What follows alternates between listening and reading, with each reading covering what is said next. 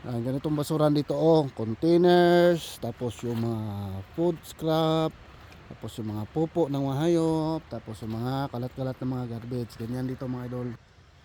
Ayan, nandito pala tayo sa park mga idol. Yan, introduction natin basurahan. Yan, ikot tayo. Kasi punta tayo sa ilog. Check natin dito mga idol. Anong kaganapan? Bali, maganda yung ano ngayon mga idol, yung panahon. Sumikat yung araw kanina. Yan. At yung mga nakaraang araw, grabe, sobrang lakas ng ano talaga, ng ulan. Kaya itong ilog na to, nadaanan ko to, ay tumaas yung level ng tubig nung baha niya. Ngayon medyo humupa na siya ngayon, no. Kaya silipin natin kung ano nang kaganapan dito mga idol. Okay, balik rin tayong camera para makita nyo mga idol. Ayan. So dito pala tayo sa tinatawag nilang Kanaka Creek Regional Park. Ayan. Okay, so nandito tayo. May mapa dito mga idol. So nandito tayo na portion na to. Ayan. Dito tayo. Okay. Susulipin natin yung tubig. Dito pa lang nakita na natin yung tubig, no. Layuan. Maano na siya mga idol. Malinaw ang tubig. Nung last na pala na pumunta tayo dito, ano yon? Nung nag-frozen yung ano, yung area, nag-drop yung temperatura, tapos ano mga idol, nag-frozen, no? Ngayon, wala naman. Yan, oh, ang linaw ng tubig mga idol, kung nakikita nyo. Oh. Diba?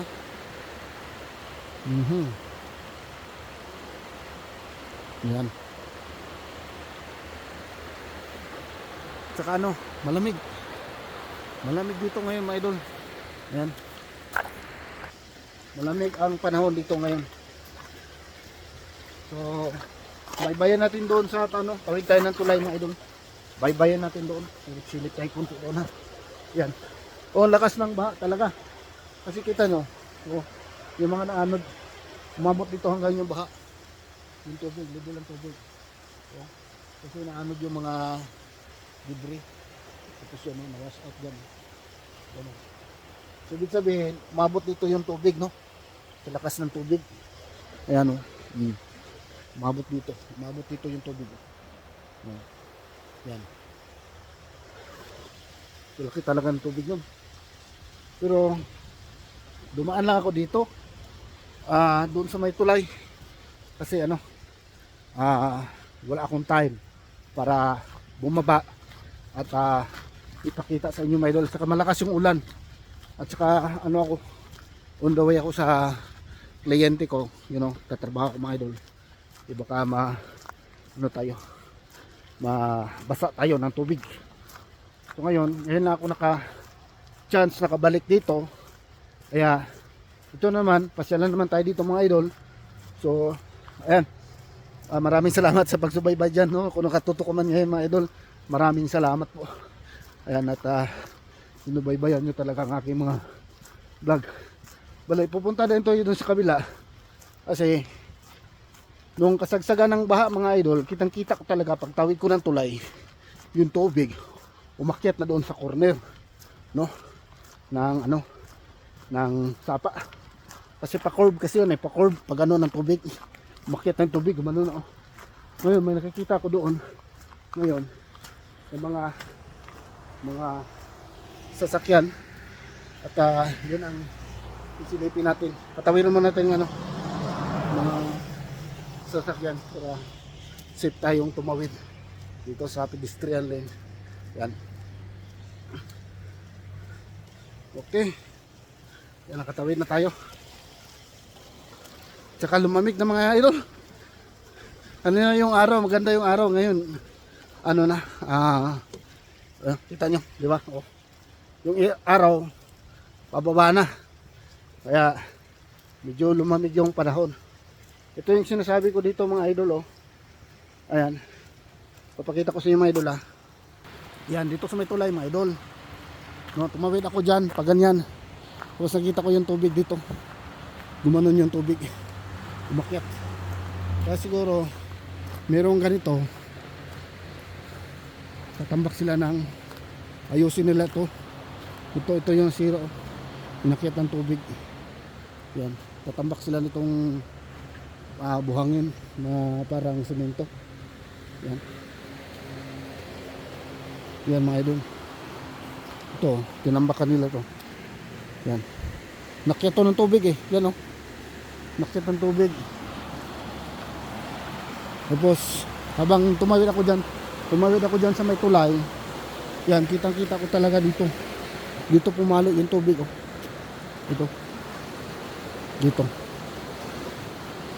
Dito na area mga idol. Kasi straight yung tubig yan eh. Ha? Mga idol, tama na. Liwanagin natin konti. Ayan. Yung tubig pag ganun straight. So yung tumbok ng tubig dito tumama dito. Dito na area. Ayan. Kaya nga tinambakan ng maraming bato yan dito, malalaki. Kasi ito yung tatamaan lagi ng tubig pagka malakas yung baha. Kaya ganyan yan. Kaya ito na na dito, nabawasan yung buhangin na doon. Kaya lumitaw niya malit na yung daanan dito. Kasi yung daanan dito talaga hanggang dyan yan, pag ganyan dito. Yan. Dito nabakbak na dito, pilid naanod. Kaya nag-start na silang mag-repair dyan mga idol. Yan. Okay mga idol. Yan. Yan. Ayan.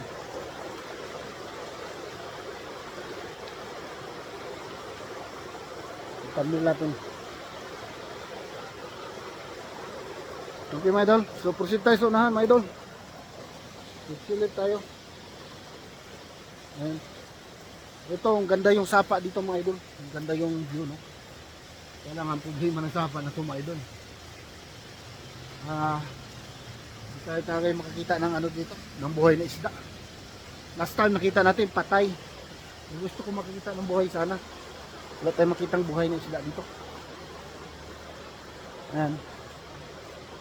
Magkaroon ng isda dito mga idol na buhay, yung maliliit.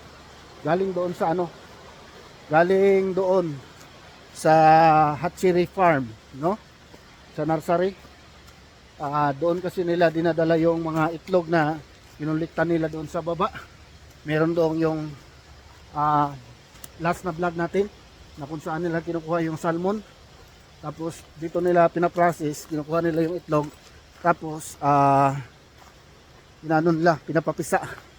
Pagka malaki na yung mga isda, meron sila mga buwan dito kung kailan nila na-release yung nire-release yung isda. So April magre-release yan sila sa spring mga idol. Pag-aalam ko April magre-release yan sila ng isda. Nire-release sila sa ilog na to. Ayan. Kaya makikita tayo ng isda sa panahon na yan. Malaliit. Kung malalaki hindi natin makita. Ayan. At saka papunta na yan sila doon. Magbaybay lang yung mga isda na yan. Milyon isda na yan ay magbaybay papunta doon sa ilog. Tapos nasa kanila na yan kung mag-survive sila mga idol, no? Kasi marami ring nag-aabang na mga ibang hayop na kumakain ng isda na maliit. So kaya na lang ng mga ibon, mga pato. So marami pa rin na makapunta sa dagat mga idol. Doon na sila lalaki. Tapos doon na rin sila harvestin. Ngayon, every year babalik sila mga idol. Yung mga isda na yon, paglaki nila, babalik na yun sila dito para itlog ulit. No? Ayan. So ayun mga idol, ganda nyo. Dati yung pumunta dito, dati, di ba? Kung naalala nyo mga idol, may nakabalandra ditong malaking sanga na punong kahoy. Ayan. Yan, malaki yan, oh. Hindi mo mayakat yan. Malaki yan. Ay, ngayon wala na dito, no? Inanod na. Inanod mo doon, mga idol. Ayan. Ayan yung update dito, mga idol. Saka tingnan mo dito. Dati wala itong wala itong ano dito na malaking porsyon na buhangin. So ngayon, ayan naman, nakatambak buhangin ang kapal.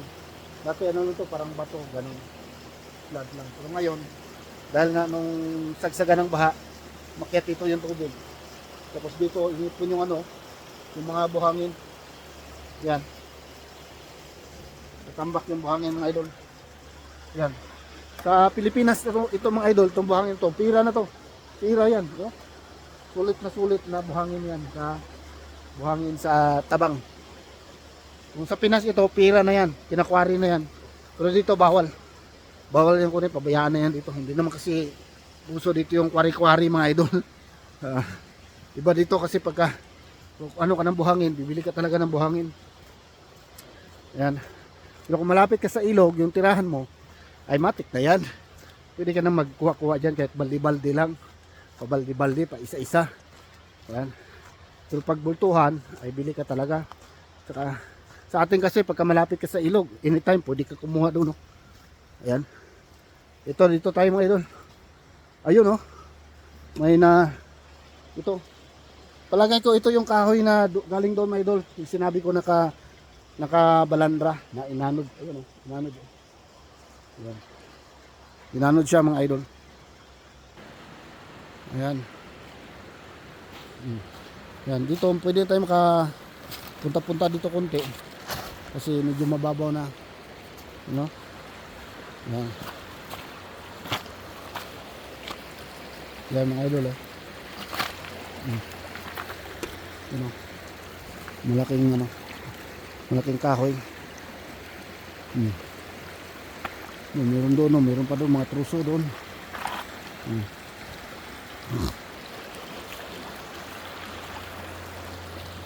Yan.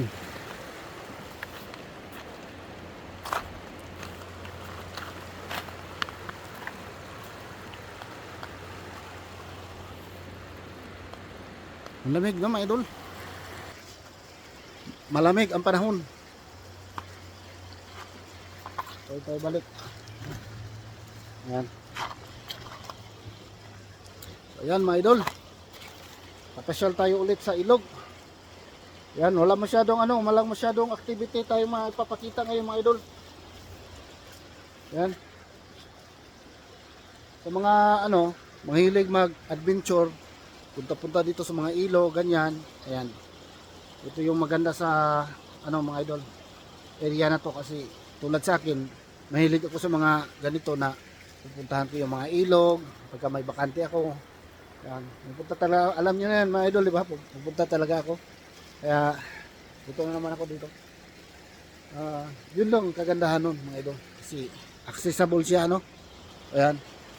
At siyempre, pagka laking bukid tayo, mamimiss nating pumasyal sa mga ganitong area mga idol, na mga bundok, malabundukin, tapos mapuno, magubat, tapos siyempre ito ilog.